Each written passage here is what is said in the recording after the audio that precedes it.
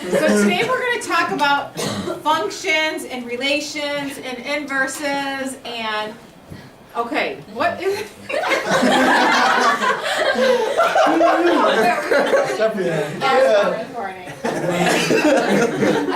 Okay, so what is this right here? This is a relation.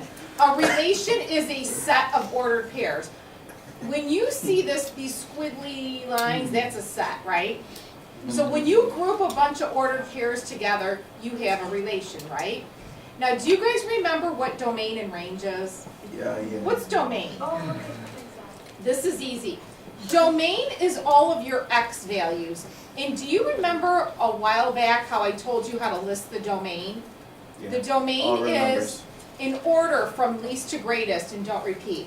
So you would write 2, then 4, then 6, then 8, then 12, right? And how do you write the range? The range is the y values. The range is going to be 3, 5, 7, and 20. Now, do you remember how to tell whether a relation is a special type of a relation, if it's a function or not? A function is a relation, a special type of relation. Remember? If any of the x values are repeated, it's not a function, but these are not repeated, so it is a function. So, could you do this next one on your own? Complete the diagram. I want you to take this relation and tell me what the domain and the range is. What's the domain? 0, 2, 4, and 8. And the range would be 1 and 3. Now watch this. If I said what's the inverse, I'm going to say the domain is 1, 3, and the range is 0, 2, 4, and 8. What did I do? I switched them. Did I change the sign? Because a lot of people think inverse is you change the sign. You don't change the sign. All you're doing is swapping. Like Dwayne and I are going to switch spots. If I'm the y, x, and he's the y, he becomes the y, and I become the x. Oh, wait, did I say that wrong? I'm x, he's y, he becomes x, I become y. Okay? So now, very easy. Here is a relation. The inverse of 0, -5 is -5, 0. The inverse of 1, -4 is? 1, -4 would be? -4, 1. What about this one? -3, 2. -3, 3. Easy? Yep. And so, would you be able to graph a relation and its inverse? Yeah. I want you to do both of them on one graph instead of on opposite, because I want to show you something really quick. Quickly graph 0, -5, 1, -4, 2, -3, and 3, -3. And normally you don't connect the dots, but I want you to connect them. Like that. And then do the inverse. The inverse is going to be -5, 0, -4, 1, -3, 2, and -3, 3. If you were to connect the dots. So this is the graph of the regular function, and this is its inverse. You will see this graph is not, it's kind of not drawn.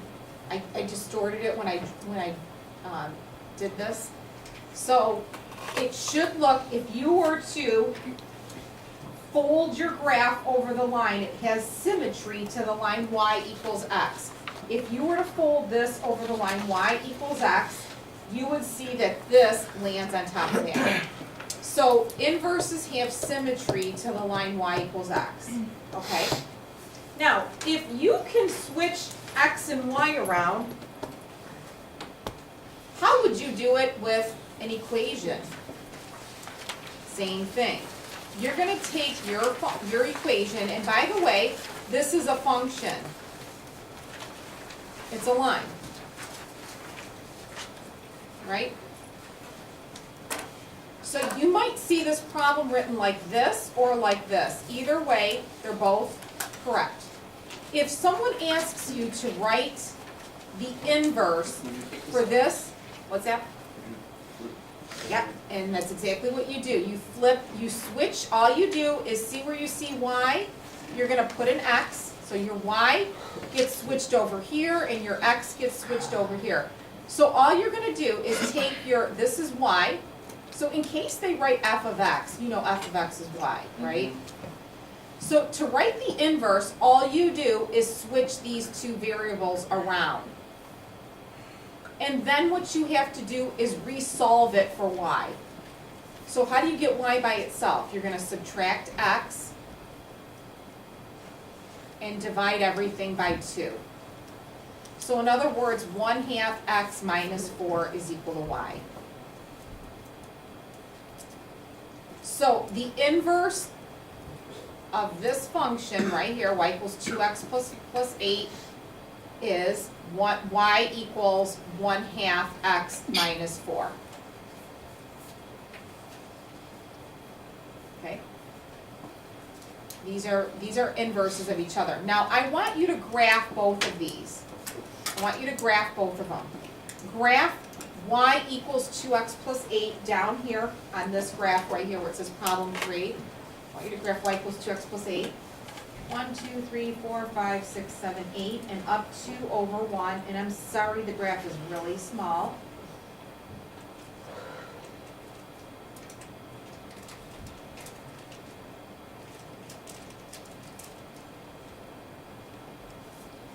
And then graph y equals 1/2 x minus 4. And this one you're going to go up 1 and over 2.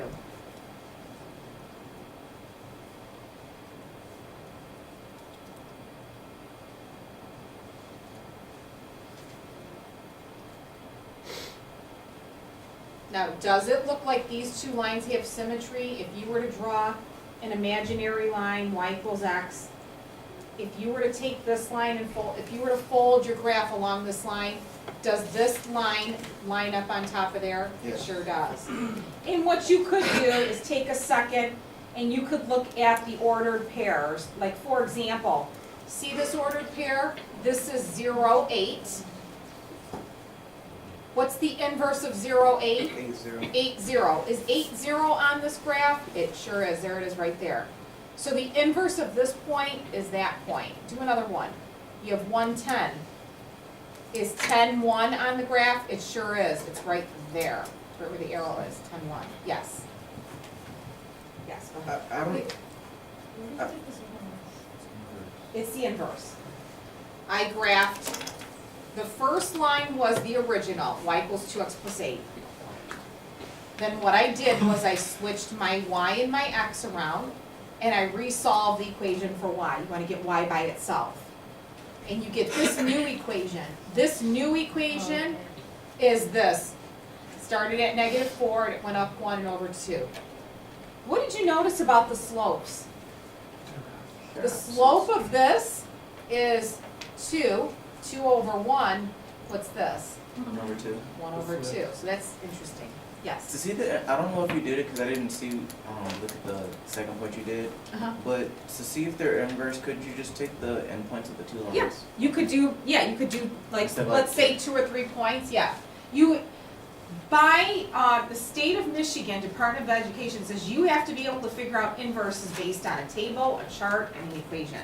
You have to be able to do all of it. I was just saying the two endpoints because like if the two endpoints are this, or like if you flip it, it should like match up. Yeah, you could do, now you know there's infinite points on a line, so which Well, 2 yeah. points would you pick? Yeah, true. You could just pick 2 and continue Yeah. that pattern, that's fine. There's very many different ways to do this. Now, another point you have to understand is, we have this thing, and if you look at the back side, talks about determining whether an inverse is a function. Whether the inverse is a function. Okay, so go back to our 2 lines right here. This one is the original problem. This one is your f of x equals 2x plus 8. Asking you a question, is this a function? Is this line a function? Yes, it is. It passes the vertical line test, and plus we used function notation, so it's good. So this is a function. How will we know if its inverse is a function? So for this, for every x, no x value can be repeated, and they're not. Well, how would you know if the inverse is a function? You're going to look at the y values of this. It makes sense. If any of the y values repeat on this, its inverse will not be a function. Okay? So if you looked at all the y values, now the y values, I have a list of some y values here. So the first one, the only one that we first did, it wouldn't be a function, the inverse? First, Like on the first page, just two y values repeated. Oh, no, those are x values. no, those Oh, are sorry. good. Those are x That's fine. That's fine. Look at,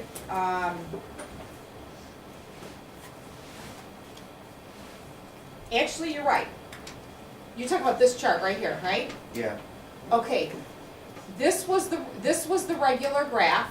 This was the original, and this was the inverse. Now I'm glad you said that. Check this out. These are the ordered pairs here. Do any of the y values repeat? Mm-hmm. Yes, they do. So guess what? I can tell you just by graphing the original problem, or just looking at the original problem, that its inverse, which is this, the inverse is not a function. You know why this is not a function? Look at this. If I draw a vertical line through here, it's hitting more than once. So if any of the y values are repeating in the original function, it's not going to be, the inverse will not be a function. And if the inverse, see if you understand this, if the inverse is not a function, you can't use that fancy schmancy notation f of x. Now how do we designate inverse notation? Well, here is the original problem we did. Here are 4 ordered pairs. And what I did is I show you your inverse here. 0, 8 was 8, 0. 1, 10 is 10, 1. These are 4 points on the original graph, and here are the inverses. So were any of these y values repeated? Were any repeated? No. So its inverse, I can tell you, is going to be a function. And look at it. Here's the inverse. Does it pass the vertical line test? Yes. If the inverse is a function, you get to use this fancy notation. This means inverse of that. You do f negative 1x. Okay? So inverse just means switch them around, x and y. Resolve for y. Easy? So now if we say, how do you know if the inverse is going to be a function? Well, it has to be 1 to 1. 1 to 1 means if a function is 1 to 1, every element, every item in the range corresponds with only one element in the domain. So in other words, if you see any of the y values repeating, it's not 1 to 1, and it will not pass the horizontal line test. For example, look at these.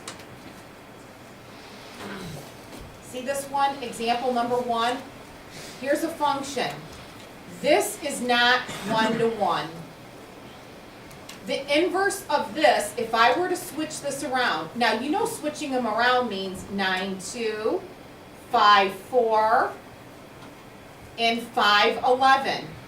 So this is the inverse of this. Is this going to be a function? No, because the x values are repeating.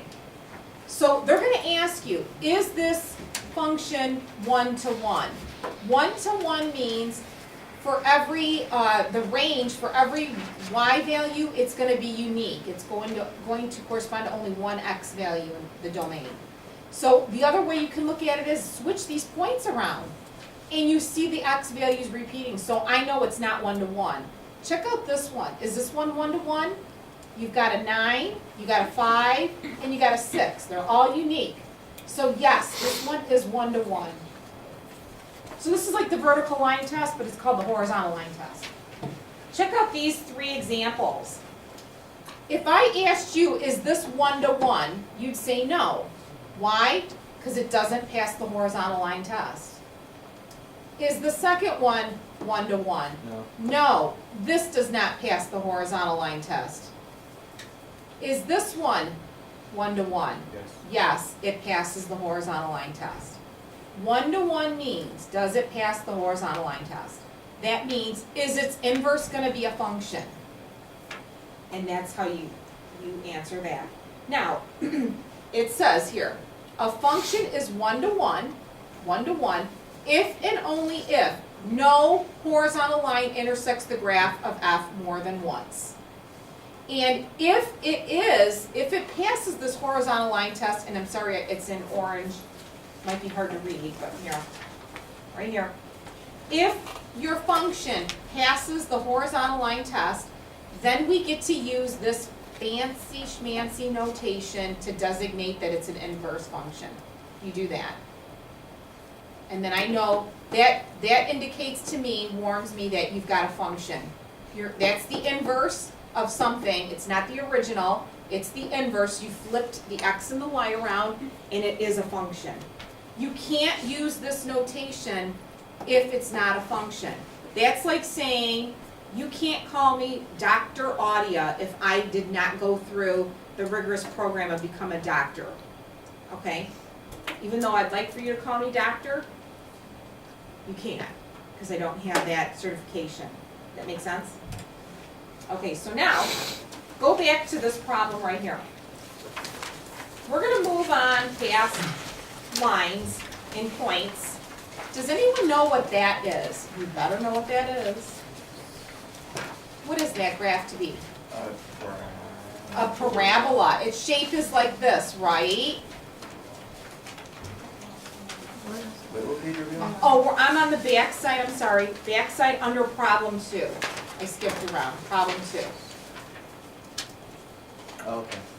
We normally do these notes in 2 days, but we took out some stuff that's not on the Common Core, and we are combining it into 1 day. We're shrinking section 6.7 into 1 day. So that's why this is kind of like all over the place, because this was 2 days of notes. So, does everybody understand y equals x squared minus 1 is a parabola, right? Is this a function the way it is? Yes, I could write this same thing as f of x equals x squared minus 1. These two mean the same thing. Everyone knows that, right? Same thing, y equals x squared minus 1. Is this 1-to-1? Nope. No, it's not. Why not?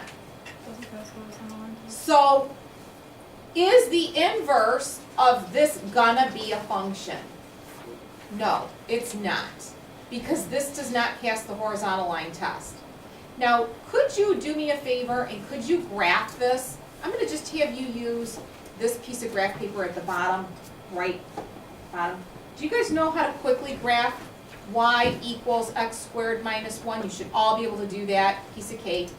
This begins at -1, and you can go over 1, up 1, both ways. Then go back to the start spot and go over 2, up 1, 2, 3, 4. And we're gonna stop there and connect these dots.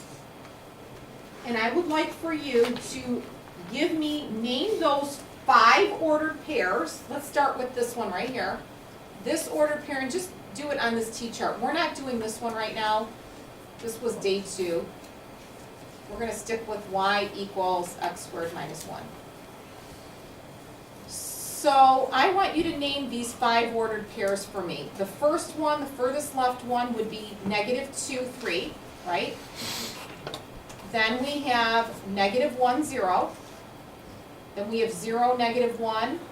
Then we have 1, 0, and we have 2, 3. Does everybody agree? Now, look at your y values. Do you see any of them repeating? Yep, and 0. So there's another indication that the inverse is not going to be a function. Because when I switch this ordered pair around, I get 3, -2, right? And I get 0, -1, and I get -1, 0, and I get 0, 1, and I get 3, 2. Another indication, this is the inverse right here. These are the inverse points. There you go. This is not a function. Okay, so let's graph this really quick. If we graph 3, -2, I want to see what the inverse, if I invert this, what is it going to look like? 1, 2, 3, negative 2. Then I have 0, negative 1.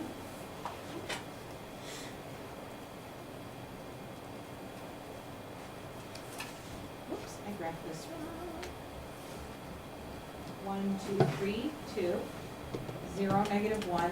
I should not have used pen.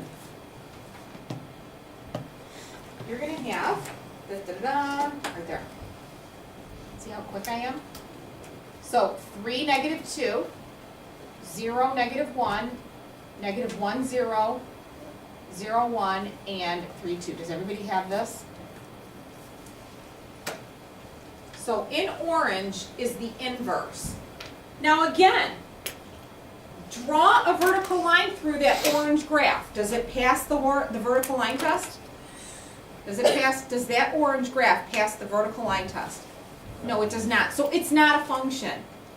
So 3 reasons. That'd be a great writing assignment for you. Number 1, its inverse is not a function for 3 reasons. Number 1, the original does not pass the horizontal line test. Your y values are repeating. When you switch your points, your x values repeat. And when you I'll give you 4 reasons. And when you do the vertical line test on the new one, it doesn't pass. So there's 4 reasons why the inverse is not a function. You got to be able to tell, right? Now, grand finale. Actually, this is not the grand finale. Can you tell me the domain and the range of the original problem? Here's your original one right here. Focus on the penciled one. The domain, we did these in chapter, 3? 0, 1, and 3. The domain is all real numbers. So, what numbers could you put into this problem to do it? So the domain, so here you have this original function, f of x equals x squared minus 1. If I asked you what's the domain of this problem, here it is right here. The domain is all real numbers. Let's just write all real numbers. You can put any number in for x. Let's write ARN, all real numbers. The range, can you explain the range for me? Y is greater than or equal to negative 1. Do you remember this? Remember doing this when we did quadratics? We did a whole chart, we had a bunch of things. So the domain is all of the x values that you can plug into this problem, which is any number. You can square any number you want. And your range, this thing, is this ever going to go down further? No, it's starting at negative 1 and it's going up. Now watch, when I do the inverse, this was the inverse. And I'm going to draw the picture right here.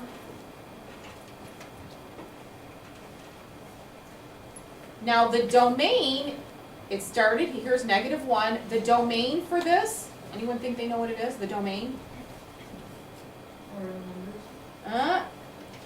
For my domain, can I put in negative 2? X greater than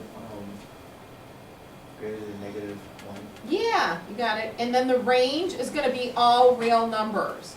Now I want you to take a look, do a little bit of discovery here. What do you notice about these? They switched.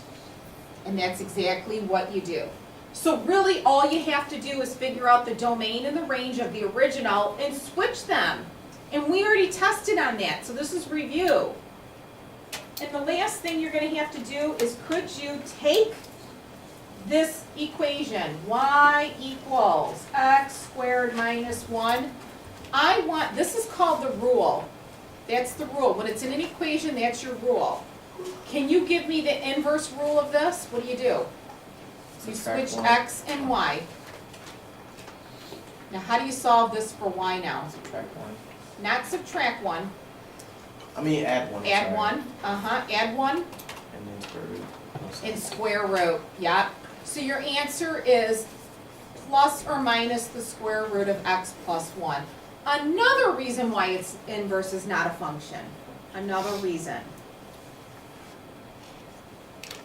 Okay? Now, can I write f, if negative 1, if this is the inverse notation, can I write, give me a yes or a no. Is this legal to do this? That this is the inverse of, here's x squared plus 1. Can I legally do this right here? No. No. Why? I'm marking it wrong. Why? Because it's not a function.